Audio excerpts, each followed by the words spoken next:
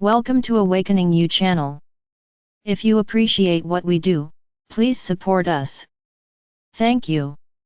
Dear sons and daughters of planet Earth, I am Sananda. I want to start this week by commenting with you on a subject that is raising a lot of doubt in everyone's hearts. What is meditation? Meditating is making yourself available to your higher self. It's like you saying to him, I'm ready, or I'm ready to receive any and all guidance that needs to be given to me. And the higher self, depending on your path, makes it happen. Makes what happen? A total state of relaxation, a total state of empty mind, a connection with the angels, a connection with beings of light.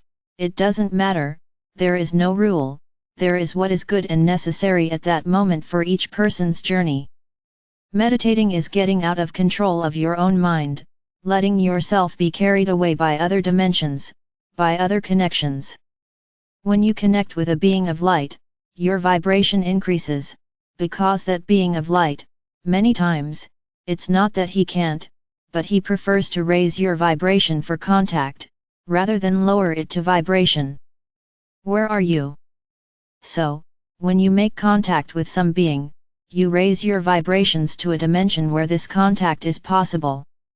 Let's say you leave the third dimension, and the being also lowers its vibration a little, to be in contact with you. So it's like you met halfway.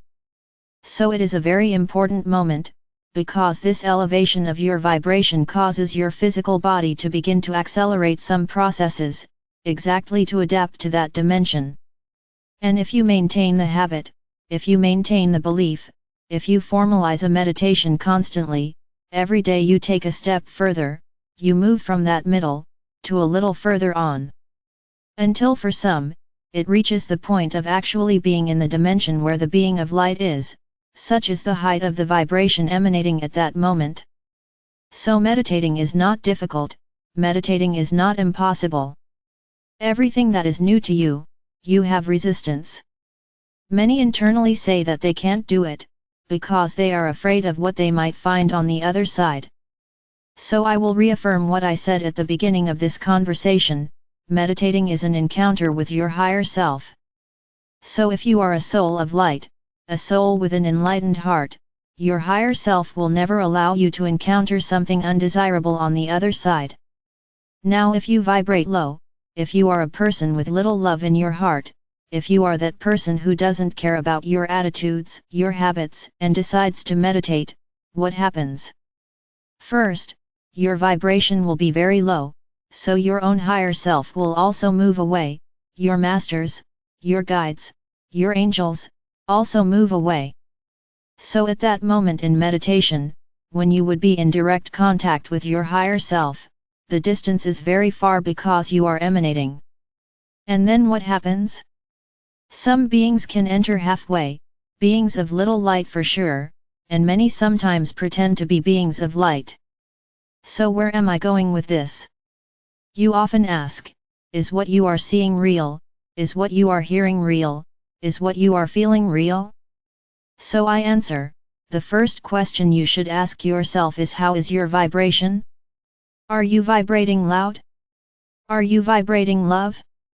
If you answer yes to both questions, be sure that your meditation will be a success, because your higher self will be there in front, taking all the necessary measures for the moment. Now if you are vibrating low and are going to meditate, be careful, because you could be attracting anything but beings of light. And then you hear as if they were beings of light because they are extremely cunning. But when you hear what you hear, something in your heart doesn't beat. It's as if you are feeling that something is wrong there. Why? If they are so cunning in pretending to be beings of light, how do you feel that something is wrong there? Because you are beings of light, just at that moment, at that instant, you were not okay, you were upset, hurt, sad, angry, a moment of imbalance, and then you opened the door to receive unwanted guests. That's how it works. So, as a rule I would say to you, when you are strange, you are not emanating joy, because the first feeling that appears when the vibration is not good is anger. It's that feeling of displacement, as if you weren't happy to be there at that moment. When they feel this, it is not feeling more angry that they are feeling this, the remedy is simply to pray. Say a sincere prayer, ask Father or Mother God to illuminate your thoughts and your heart. Ask your masters to remove these bad energies from your heart. And when you do this, with a lot of faith, with a lot of belief, you will realize that little by little the joy returns, you feel very involved in that moment again and feel like meditating. And then yes, you will be attracting beings of the highest light. This is not to say to you that you always attract beings of low vibration. No, you only attract when you yourself are not well. So now, you know how to do it. At the time of meditation, if you are not feeling joyful, happy, pray a lot, until you feel that way. Don't do meditation with this feeling of anger, because you won't attract good things. Remember, the beings that protect you are close when your vibrations are high. And the opposite is also true, they move away when the vibration is low, allowing you to connect with low vibrational beings. I hope you understood very well what I explained. And from there, understand why it is not advisable at this time for you to do group meditations. Do you understand why? So I'll explain a little more. When a group meditation is scheduled, who is participating? Who is doing that meditation? You know? Do you know one by one? Normally there are thousands and thousands of people there. How many are happy and loving, how many? And what prevents people who are not from the light from also participating in meditation? What prevents? Anything. So do you realize the risk you are taking? Do you now understand? No one here is saying it shouldn't be done, it's just a time of caution, because everything is being done to hinder the action of the light. So I ask a question, how many of the non-light will participate in this global marked meditation? How many? Tell me how many, and what will they emanate? I want you to ask yourself this question and answer it. When we say that you do individual meditations, it is because each person doing it in their own time, at their own moment, is not potentially dangerous. Even if they try to do it with each one, it's not as dangerous as everyone doing it at the same time. Now, when a being of light leads meditation, what happens? We are not weak, we have our strength. So our strength is such that even if these non-light beings participate in meditation, because I tell you that they participate, they achieve nothing, because our energy of love, our energy of light, does not allow anything that they emanate from being multiplied to disrupt what is being done. So I hope that with this explanation, any doubts will be resolved. Stop the silly questions you continue to ask, even though you have already been warned. Why do you insist? Why don't you believe what is said at first? It seems like you have to ask several times to believe it. So I say that this is a lack of faith, it is a lack of trust in what is said.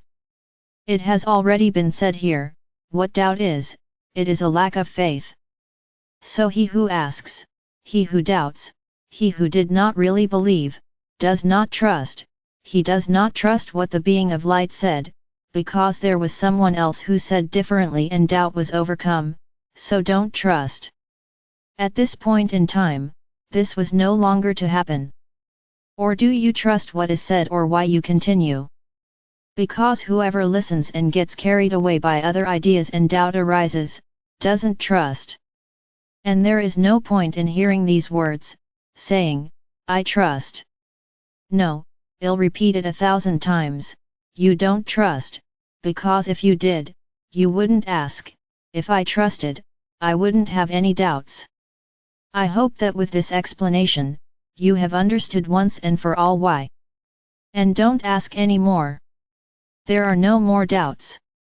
The time is no longer for doubts. So I repeat again, those who have doubts do not trust. And then I'll say this, time is passing and how many things do you still have doubts about? How many things do you still need proof of to trust? Clock is ticking. I would say that you need to find the way, that you need to find the faith, the trust, because deep in your hearts, it is not yet strong enough. So seek the path, whatever path of light it is, to have this faith and this 100% trust. But do it quickly, because time is passing. I hope everyone understood, and that there are no more comments or questions about it. I was very clear in everything I said. Now it's up to you whether or not you trust what I'm saying.